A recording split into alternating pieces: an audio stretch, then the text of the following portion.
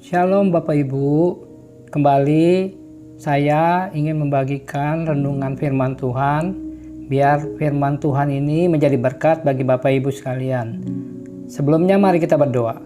Bapa, terima kasih hamba masih diberi kesempatan untuk membagikan renungan, biar renungan ini menjadi berkat bagi yang mendengarkan. Urapi hambamu, urapi juga yang mendengarkan. Dalam nama Yesus, haleluya, amin.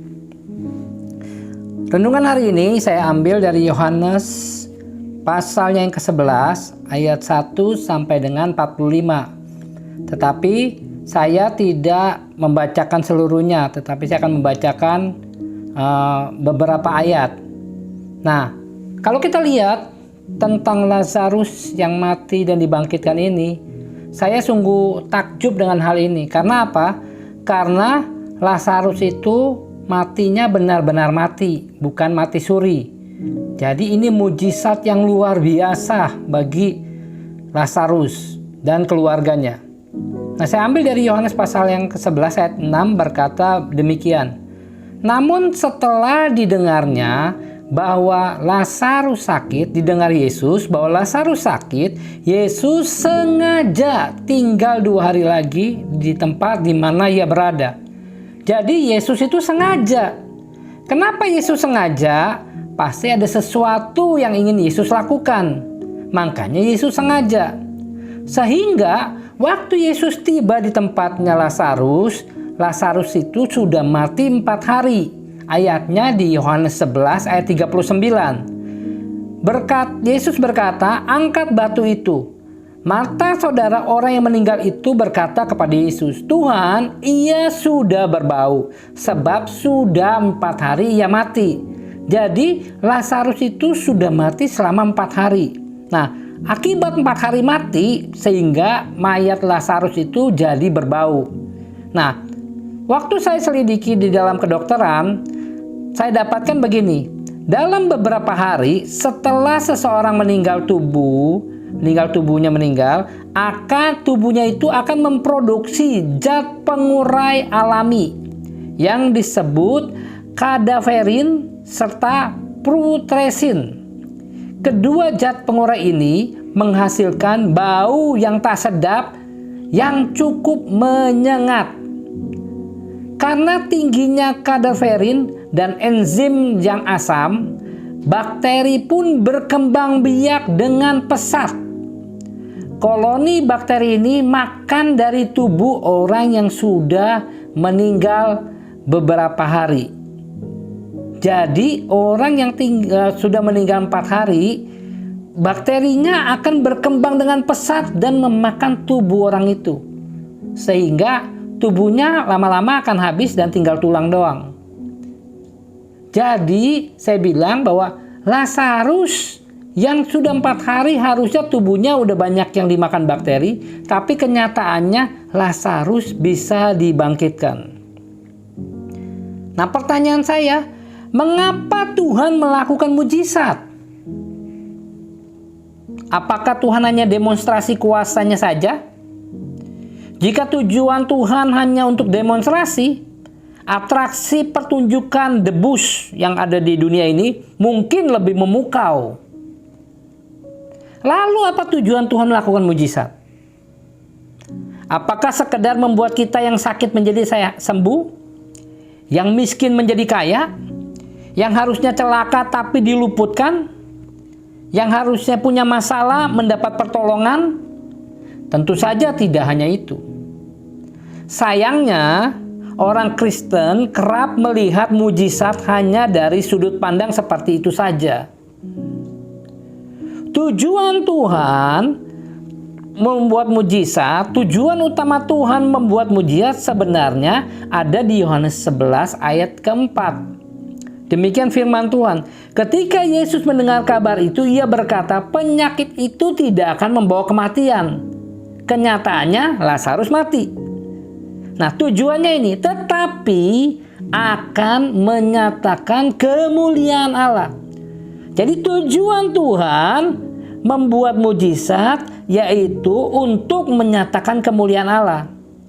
Ayat berikutnya, sebab oleh penyakit itu anak Allah, yaitu Yesus, akan dimuliakan. Jadi tujuan Tuhan buat mujizat yaitu supaya memuliakan Allah dan Yesus dimuliakan.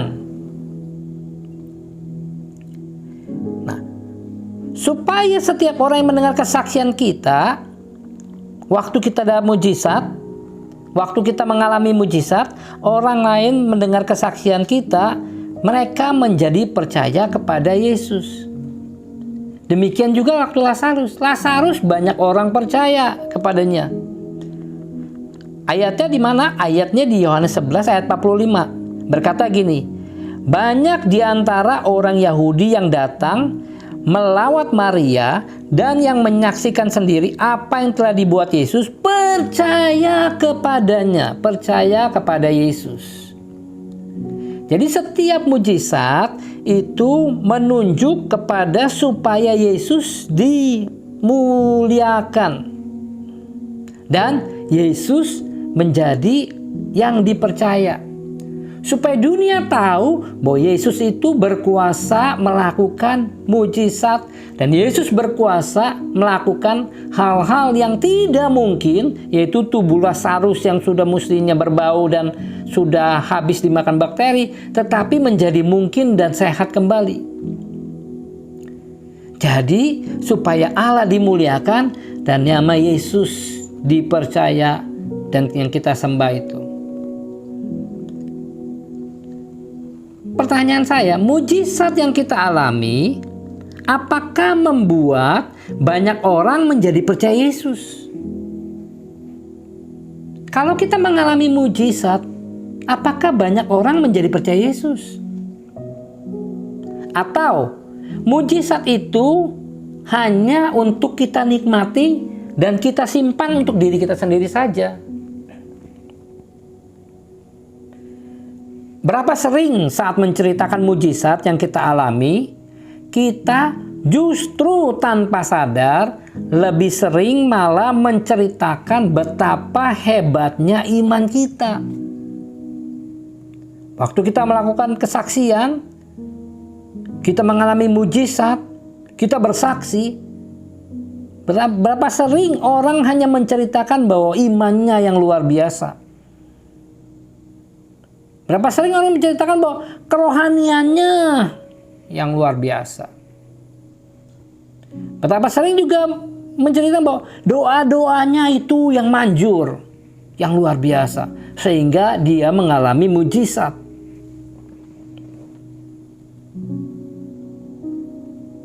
Seandainya setiap orang percaya mengerti maksud dan tujuan Tuhan di balik dia melakukan mujizat, maka akan banyak orang percaya kepada Kristus.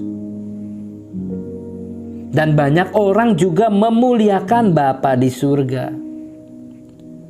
Jadi pesan saya, kalau kita merindukan mujizat, kita merindukan kesembuhan, kita merindukan diberkati, merindukan mujizat Tuhan, Tuhan punya tujuan waktu kita merindukan itu, yaitu supaya melalui mujizat yang kita terima, kita mempermuliakan Bapa di surga dan nama Yesus dimuliakan. Dan banyak orang percaya kepada Yesus.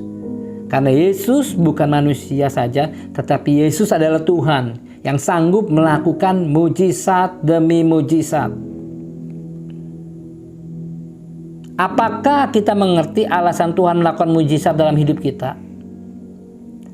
Kalau Bapak Ibu Saudara sekalian mengerti alasan Tuhan melakukan mujizat dalam hidup Bapak Ibu Saudara sekalian, oleh sebab itu mari saat kita menerima mujizat Tuhan, kita harus mempermuliakan Bapa di surga dan biar orang percaya ada Yesus yang sanggup melakukan mujizat yang mustahil menjadi mungkin.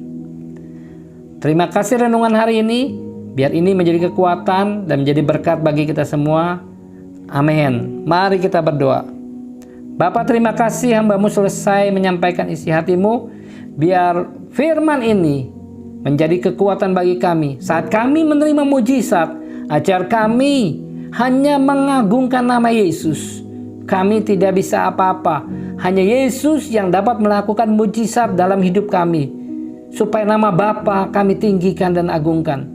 Terima kasih Tuhan Yesus, terima kasih. Terima kasih atas semuanya. Hanya Engkau yang layak kami sembah. Hanya Engkau yang layak kami tinggikan. Terpuji nama-Mu dalam nama Yesus. Haleluya. Amin. Terima kasih Bapak Ibu Saudara sekalian. Tuhan Yesus memberkati.